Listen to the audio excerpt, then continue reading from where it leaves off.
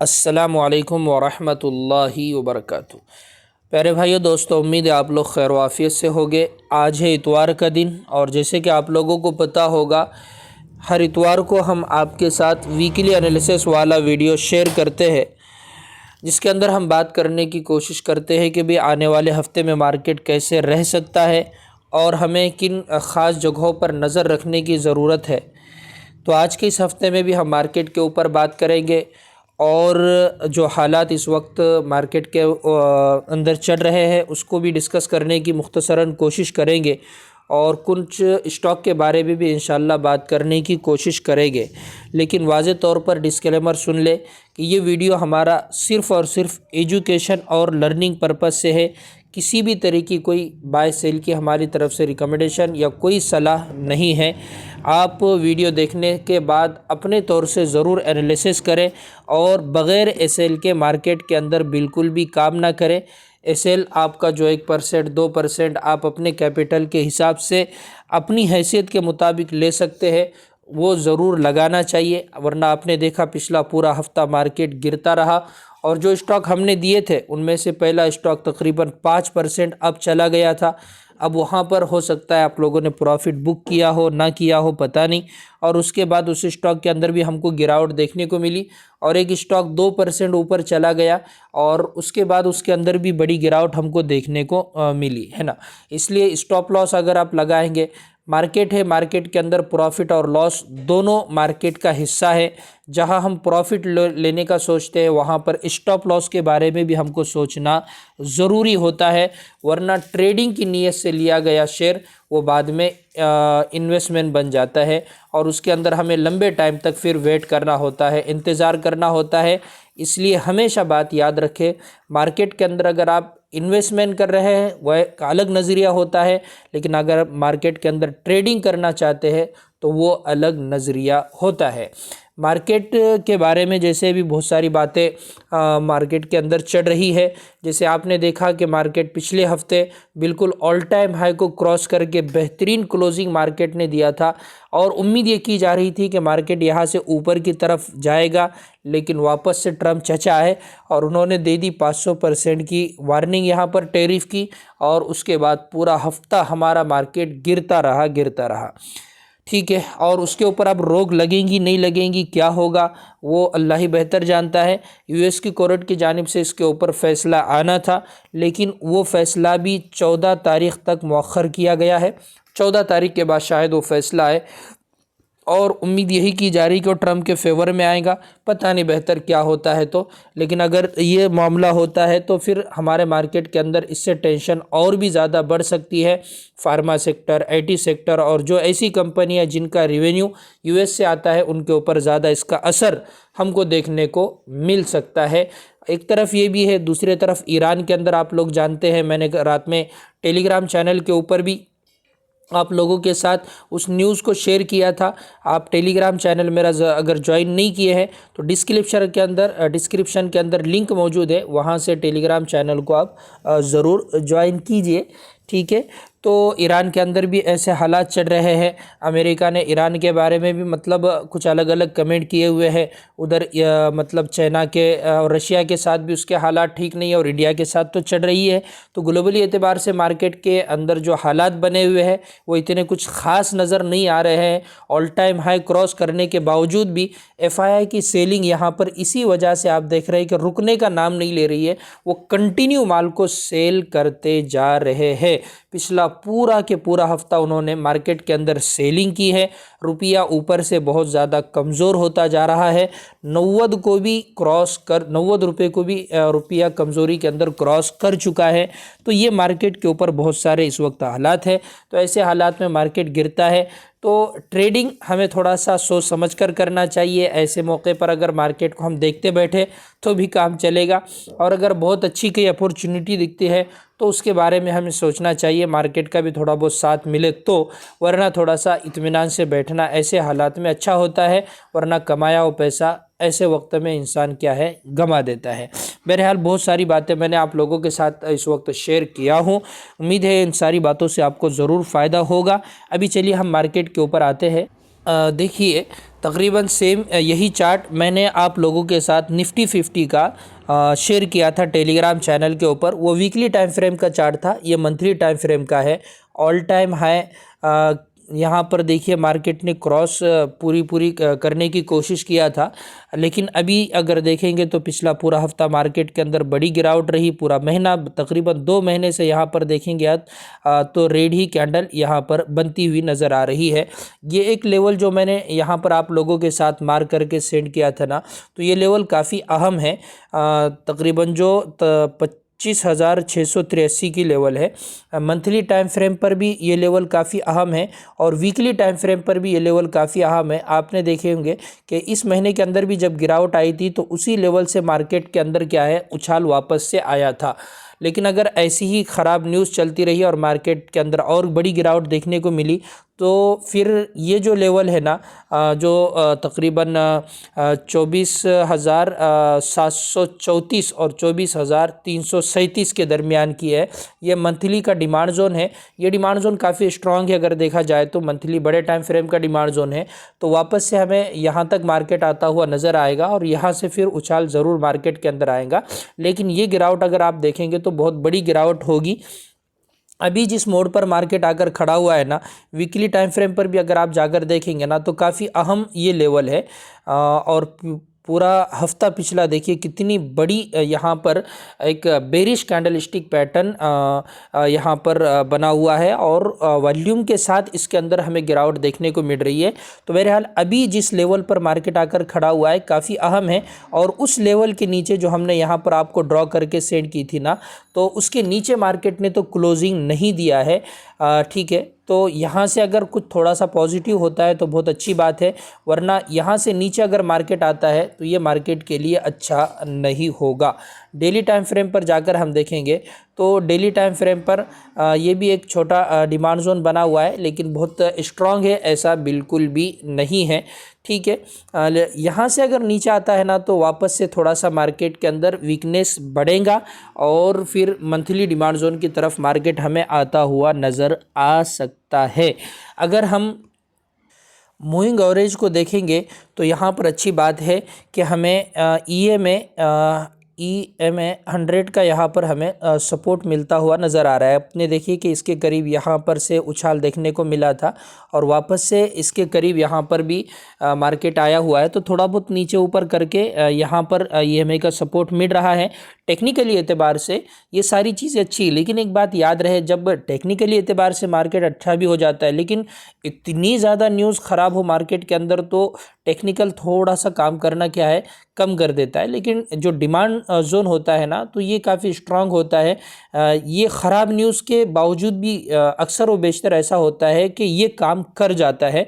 लेकिन यहाँ पर हमें कोई अच्छा डिमांड जोन देखने को तो मिल नहीं रहा है। अलबत्ता ये एक बेहतरीन लेवल है और उसको 100 EMA का सपोर्ट भी मिल रहा है, तो ये भी एक मार्केट के लिए अच्छी चीज़ है। और 200 EMA को आप लगाकर देखेंगे तो वो निफ्टी से काफ़ी दूर यहाँ पर ट्रेड करता हुआ नज़र आ रहा है। कहीं ना कहीं ये एक जो सपोर्ट जोन है उसके करीब वो हमें नज़र आ रहा है, जो कि काफ़ी दूर है। अगर मार्केट थोड़ा सा सस्टेन करके रुक कर यहाँ पर आता है तो ये एक जो सपोर्ट है तो वहाँ पर भी सपोर्ट ले सकता है। तो आप अपने चार्ट के ऊपर भी निफ्टी के ये सारे लेवल ज़रूर ड्रॉ करके रखिएगा। और निफ्टी स्मॉल कैप को देखेंगे ना तो ये इसका एक काफ़ी अहम सपोर्ट है। इसी सपोर्ट के आसपास से यहाँ पर हमें 2 टाइम मार्केट उठता हुआ नज़र आया था और ये लास्ट टाइम यहाँ पर एक छोटा सा डिमांड जोन भी बना हुआ है। तो स्मॉल कैप काफ़ी इसके अंदर हमें बड़ी गिरावट भी देखने को मिली और बाकी सारे स्टॉक रिकवर हुए थे भी, लेकिन स्मॉल कैप के स्टॉक हमारे पोर्टफोलियो में अक्सर होते हैं और वो रिकवर नहीं हुए। अभी मतलब एक अहम लेवल की तरफ मार्केट आता हुआ नज़र आ रहा है। डिमांड जोन भी है और एक अहम लेवल भी है।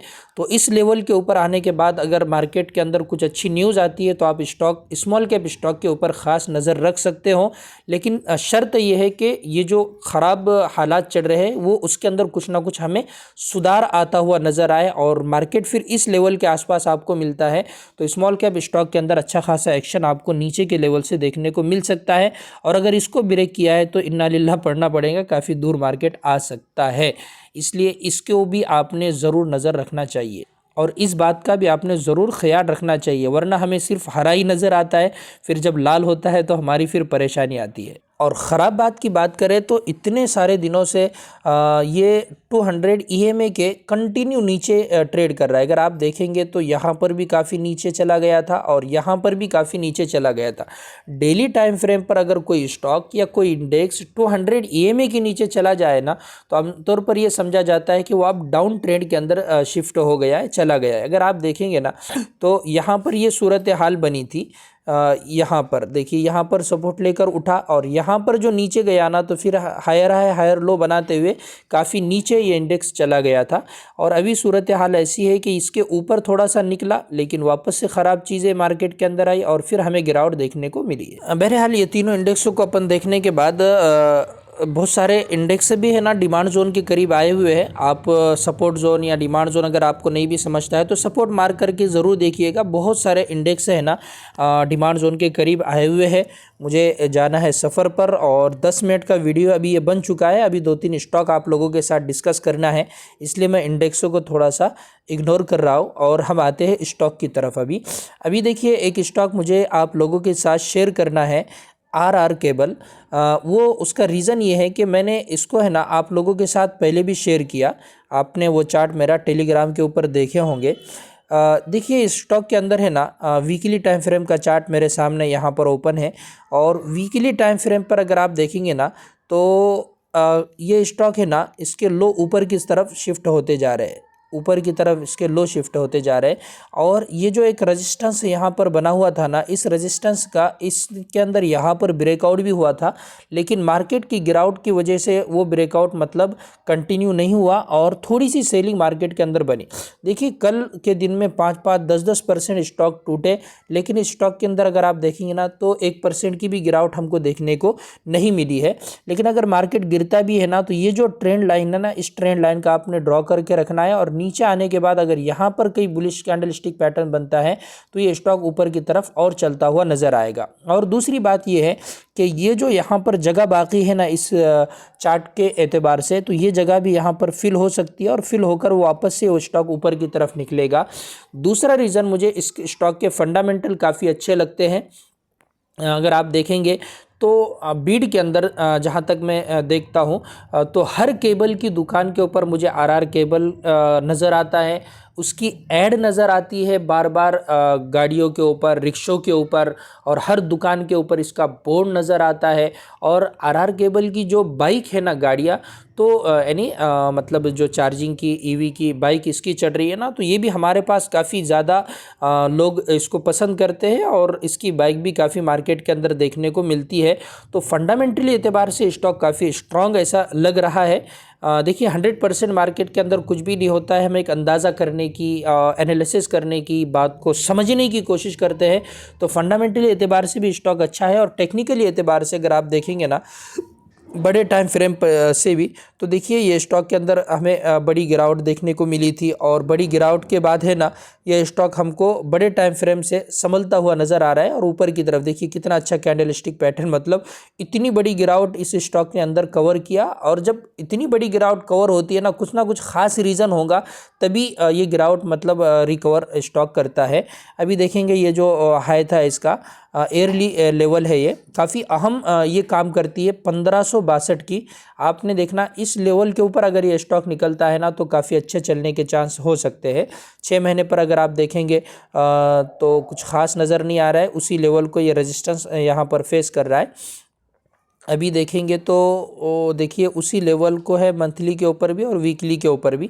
तो अभी थोड़ा सा आप वेट ज़रूर कीजिए। मैंने यहाँ पर छोटे टाइम फ्रेम के एतबार से जहाँ पर इसने यहाँ पर रेजिस्टेंस फेस किया था ना, वो लेवल मार्क किया था। लेकिन बड़े टाइम फ्रेम से हम जब देखते आए ना तो ये लेवल इसके लिए काफ़ी अहम ऊपर रेजिस्टेंस का काम कर रही है। तो उसके ब्रेकआउट का थोड़ा सा आप इंतज़ार ज़रूर कीजिएगा और वो उसको ब्रेक करता है ना तो फिर इंशाल्लाह ये स्टॉक और पॉजिटिव होता हुआ हमें नज़र आ सकता है। ठीक है, नीचे के लेवल पर यहाँ पर हमें डिमांड जोन भी है। तो देखिए ये स्टॉक भी काफ़ी अच्छा है, लेकिन वेट कीजिए इस लेवल के ऊपर आप निकलने का। ठीक है, और फंडामेंटल तो मैंने आपके उसके मुख्तसरन बताए ही दिया। आज का जो दूसरा स्टॉक मैं आप लोगों के साथ शेयर कर रहा हूँ ना, वो है इंडिया सीमेंट। ठीक है, यहाँ पर आप नाम देख सकते हो इंडिया सीमेंट का। तो ये स्टॉक अगर आप देखेंगे ना तो 2005 की ये लेवल है उसके बाद तकरीबन 2025 के अंदर 24 के अंदर यहाँ पर उस लेवल का ब्रेकआउट हुआ। तो ये तकरीबन 20 से 25 साल का 20 साल का ये ब्रेकआउट है। और अभी भी देखेंगे तो फंडामेंटली एतबार से ये कंपनी कुछ भी अच्छी नज़र नहीं आ रही है। और इससे पहले मैंने इसका फंडामेंटली एतबार से पूरा एनालिसिस करके भी आप लोगों के साथ शेयर किया था। लेकिन ख़ास बात इसके फंडामेंटल में ये है कि इंडिया सीमेंट के अंदर अल्ट्राटेक ने एक बहुत बड़ी हिस्सेदारी अपनी ख़रीदी है। तो उसके बाद से इसके अंदर पॉजिटिव मोमेंट स्टॉक के अंदर बनता हुआ हमें नज़र आ रहा है। तो ये स्टॉक है ना, टेक्निकली एतबार से भी अच्छा है और फंडामेंटली एतबार से हमें अभी इसका बिज़नेस वगैरह के अंदर कोई अच्छाई नज़र नहीं आ रही है, सिवाय है कि अल्ट्राटेक ने इसके अंदर हिस्सेदारी ख़रीदी है। अगर ये इसको पॉजिटिव करना चाहे अल्ट्राटेक तो ही कर सकता है। इसके बिज़नेस के अंदर अगर थोड़ा भी ग्रोथ हमको देखने को मिलता है तो आने वाले टाइम में जो ये 20 साल से सोया हुआ है ना, तकरीबन 20 साल पहले का इसका जो हाई था वो 375 का था और अभी 464 रुपये के अंदर चढ़ रहा है। और मैं इससे पहले भी आप लोगों के साथ इसको शेयर कर चुका हूँ। यहाँ पर वॉल्यूम देखेंगे तो काफ़ी भर भर के आ रहे हैं। तो इसको भी आप थोड़ा सा लॉन्ग टर्म नज़रिए से, ट्रेडिंग पर्पज से इसको आप मत देखिए। वापस से स्टॉक आपको इस रेजिस्टेंस के ये जो रेजिस्टेंस था इसको सपोर्ट बनाता हुआ नज़र भी आ सकता है। और यहाँ पर बुलिश कैंडल स्टिक पैटर्न बने तो ये काफ़ी अच्छा होगा। वैसे यहाँ पर इस कैंडल ने इसको थोड़ा सा क्या है कि ये स्टॉक ने रिटेस्ट किया भी है, तो इसलिए इसके चांस बहुत कम है। लेकिन आप एकदम शॉर्ट टर्म के एतबार से 2-5% के एतबार से स्टॉक को देखेंगे तो थोड़ा सा मुश्किल होगा। काफ़ी शांत एतबार से स्टॉक चलता है। देखिए, अगर आप बड़े टाइम फ्रेम से देखेंगे ना तो ये स्टॉक ने यहाँ से ही तकरीबन लगभग 100% के आसपास रिटर्न दिए हैं, समझ रहे। और रिटेस्ट की बात करें ना तो ये कैंडल के अंदर ब्रेकआउट के बाद यहाँ पर गिरावट भी देखने को मिली है, तो बहुत कम चांस हो सकते हैं इसके, ठीक है। लेकिन आपको इसके बारे में थोड़ा सा लॉन्ग सोचना पड़ेगा, समझ रहे। और बहुत ज़्यादा पैसे इसके अंदर डालना नहीं चाहिए। जब गिरावट होती है तो बड़ी गिरावट भी हमको देखने को मिलती है, और जब स्टॉक चलता है तो काफ़ी अच्छा चलता हुआ भी नज़र आता है। और अभी ख़ास शेयर करने का रीज़न है कि मंथली एतबार से अगर आप देखेंगे ना तो यहाँ पर इस लेवल का स्टॉक ने ब्रेक किया है, देखिए। और जैसे ही छोटे छोटे टाइम फ्रेम पर जाएंगे ना तो इंशाल्लाह चीज़ें और क्लियर होगी। और देखिए, ब्रेक करने के बाद ऊपर रुका हुआ है, तो रुक रुक कर तकरीबन 8-8, 10-10% के मुंह हमको इसके अंदर देखने को मिलते हैं। तो शॉर्ट टर्म के एतबार से ये जो लेवल है, ये जो कैंडल का लो है, ये एसएल आप रख सकते हो। और लॉन्ग टर्म का अगर सोच रहे तो आपको इसके अंदर काफ़ी लंबे टाइम तक बने रहना पड़ेगा, तब जाकर कुछ देखने को मिल सकता है। तो गिरावट आती है लेकिन उसके बाद रिकवरी भी अच्छी स्टॉक के अंदर हमको देखने को मिलती है। जो तीसरा स्टॉक मैं आप लोगों के साथ आज शेयर कर रहा हूँ, उसका नाम यहाँ पर आप देख सकते हो, IPCA, ठीक है। लेबोरेटरी की कोई कंपनी है ये। अगर आप देखेंगे तो एक स्ट्रॉन्ग अप ट्रेंड के अंदर थी, उसके बाद यहाँ पर एक इसका ब्रेकआउट होता है और ब्रेकआउट के बाद स्टॉक का प्राइस अच्छा खासा ऊपर जाता हुआ नज़र आया। उसके बाद एक बड़े टाइम फ्रेम कर, मंथली टाइम फ्रेम है, अच्छा खासा करेक्शन हमें इस स्टॉक के अंदर देखने को मिला। अच्छा खासा करेक्शन हमें इस स्टॉक के अंदर देखने को मिला। और उस करेक्शन के बाद अभी जो आप लोगों के साथ शेयर करने का रीज़न है ना, वो ये है कि अगर आप देखेंगे तो यहाँ से एक ये पूरा के पूरा बॉक्स पैटर्न बना था, उसके अंदर वॉल्यूम ग्रीन आपको ज़्यादा नज़र आएंगे, बड़े बाकी रेड वॉल्यूम भी है लेकिन थोड़े से कम है। और यहाँ पर उस लेवल का इस लेवल का इसके अंदर ब्रेकआउट देखने को मिला। और इतना ख़राब मार्केट होने के बावजूद भी कल इसके अंदर है ना 2% के आसपास तेज़ी रही। और कल FII DI ने भी इस स्टॉक को बाय किया है। छोटे टाइम फ्रेम पर और चीज़ें क्लियर होंगी। देखिए, छोटे टाइम फ्रेम पर हम जा रहे हैं तो आखिर में कुछ वॉल्यूम अगर आप देखेंगे ना तो काफ़ी स्ट्रॉन्ग लग रहा है। वीकली टाइम फ्रेम पर 200 EMA के ऊपर स्टॉक ट्रेड कर रहा है, ये भी अच्छा है। लेकिन अगर इस लेवल को आप देखेंगे तो यहाँ पर इसने इसको रेजिस्टेंस फेस किया था, तो एक मरतबा टेस्टेड ज़रूर हो गया, एक सप्लाई जोन है। तो थोड़ा सा इस लेवल के ऊपर जो उसके बिल्कुल करीबी है, आप निकलने का इसका वेट कीजिए और आप यहाँ पर इसका टारगेट बुक कर सकते हो और उससे थोड़ा सा नीचे भी कर सकते हो, जो कि 8-10% का तकरीबन हो सकता है। थोड़ा सा एक 4-5 दिन कंटिन्यू स्टॉक चला हुआ है, तो अगर थोड़ा नीचे आकर कोई बुलिश कैंडल स्टिक पैटर्न बनता है और ऊपर की तरफ निकलता है तब भी आप इसके ऊपर नज़र रख सकते हो। तो ये आज का हमारा तीसरा स्टॉक था। बहरहाल मार्केट में वापस से आप लोगों को बताऊँ अच्छा नहीं है, इसलिए हर स्टॉक चलेगा ही, ऐसा थोड़ा सा गारंटी कम है इस हफ्ते, जैसा कि पिछले हफ्ते हमको देखने को मिला।